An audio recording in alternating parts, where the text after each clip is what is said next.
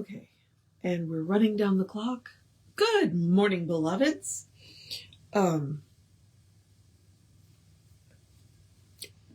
Okay, there are words, and they will be coming. I am not sure why I'm so... Okay, hang on. That's part of the issue that I've got going on right now.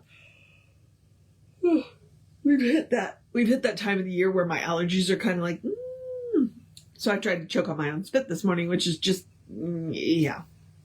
Okay, so the little essay that we've got in here is like 2 paragraphs. It's like me setting up the iPad is going to be longer than the reading today.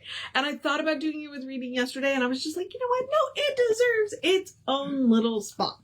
I'm in no hurry to get through this book. So I thought, okay, well, we'll have a really short one today. It's good occasionally to have a really short one. So let's do the housekeeping, because the housekeeping is going to take longer than the reading. And all the housekeeping is me reminding you we are Creative Life Spiritual Center. The website is creativelife.org. The constant contact email is info@creativelife.org. It's 1 email a week unless something unusual happens. It tells you what's going on for the week and the month. It's a blind CC, so nobody will get your email from us, because nobody's going to see it in the email. And the hot links are hot. It'll either take you right, if it says click here now, take you right to the information you want, or the person that can help you get it. Okay, so there's that. Now, social media. And I go over this because obviously you're watching this on a social media. We don't monetize the social media. We don't want to deal with the ads any more than you do. So what we ask you to do is engage with our pages. Go like, subscribe, share, follow, comment, based on which platform it is. And we are Creative Life Spiritual Center or Creative Life Spark, depending on which platform you are on. And I am the Running Rev Ryan on all of the platforms that I am on. So that's it. Now, so Living the Science of Mind is a collection of essays from Ernest Holmes' Take Home Science of Mind course. It was at the back of the Science of Mind magazine. You could send off for it, and you would get 1 lesson a week for 48 weeks. They also described this book, like when I Googled it to describe what this book is, they said it's Ernest Holmes' own commentary on his seminal work, The Science of Mind text. Yes, it is. But more importantly than that, I think what happened is people would write Ernest and ask him questions. These are his answers. It's got that very one-on-one, I'm talking directly to you feel. And he's answering questions. Why do we do this? Where did new thought come from? It's all of that. And so it's a lot of fun. Well, good morning, Dana. So that's what this is. And that's why I'm enjoying this book so much. I'm a little behind posting it on the Creative Life page. I got to work on that. I do have a 3-day weekend coming up, so maybe there. Okay. So like I said, this one's short. So let's see what Ernest is going to say, and then we'll go from there. All right. The title of this one is, and I'm serious, it is short.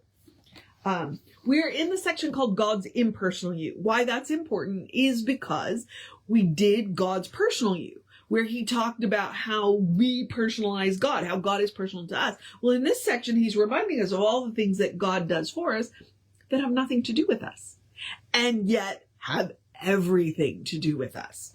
I am the sustainer within you. In the heart of each I live. At the center of all creation I dwell. I fill all space. I am all in all, over all, and through all. From the mightiest form to the smallest atom. My presence covers all, pervades all, and animates all. Beside me, there is no other presence, no other animating principle. When you look, you will see me. Wherever you go, you will find me. Okay? Real short, right? But very, very, very powerful.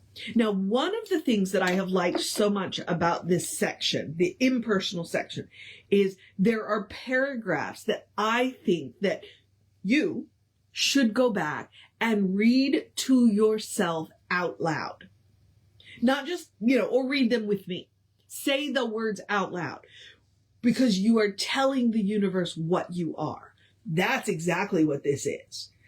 Read, because that just made me kind of tingle all over. Just to read those words out loud, to feel that power flowing through me, to consciously feel that power flowing through me. And all 4 of these little essays have been like that. It's like, go back and read those I am statements and feel that flowing through you, because that's what Ernest is reminding us. Now, he's not telling us something we don't know. What he's doing is reminding us what we are. What are we? Well, according to this, the I am is the mightiest form to the smallest atom. He is so Ernest is reminding us there's nothing that's not God, which means everything that we are, everything that you are, is God. And it should change the way you move through the world. It should change the way you think about the world. The one thing we could do that would make this world amazing is if every single living thing could look into the eyes of every other living thing. Although we do that with trees is, okay, I don't know where trees' eyes are, but if we could look at trees and see God looking back at us. If we could look at spiders and see God looking back at us. And yes, I know I'm picking weird examples, and I'm doing it on purpose because that's the point. That's the point. Everything is the I am. Everything is the I am. And I like the sentence, beside me, there is no other presence. Because we do, when we are walking through this material experience, we experience duality. We experience duality. We experience the fact that we are material beings, but we're not material beings. We are spiritual beings having a material experience, which is dualistic. But God isn't. God isn't dualistic. And then it goes back to that reminder that evil is not a power in and of itself. Evil is not a presence in and of itself. It's a use we make of the power. There is only one presence. And sometimes we just really need to be reminded of that when things are going sideways, upside down, roller coaster.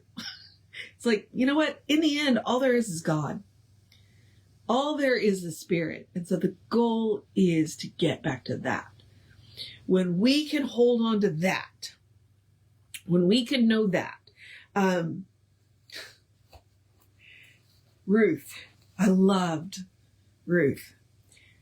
And one of the things that she said to me, and we were talking about another practitioner, who was, making their transition.